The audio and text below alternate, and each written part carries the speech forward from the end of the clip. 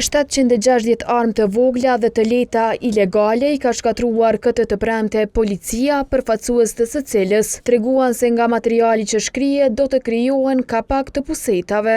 Drejtori i përgjithshëm i policisë Gazmend Hoxha tha se procesi i shkatrimit të armëve bëhet me qëllim për të ofruar sa më shumë siguri për qytetarët.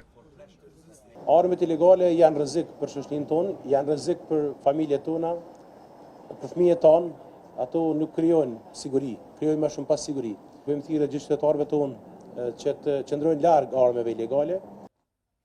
Hoxha tha se nuk janë të ralla rastet kur armët ilegale janë përdorur gjatë rasteve kriminale.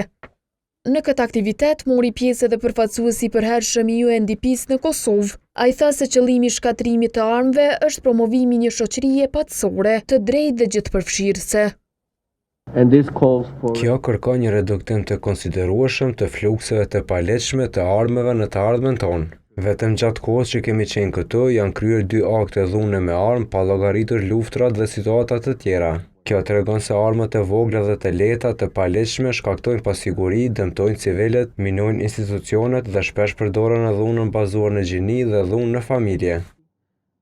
Policia bëri të ditur se nga viti 2005 e deri më tani ka shkatruar 15.904 armë të shkurtra dhe të gjata, krahas kësaj edhe 235.000 copë municione.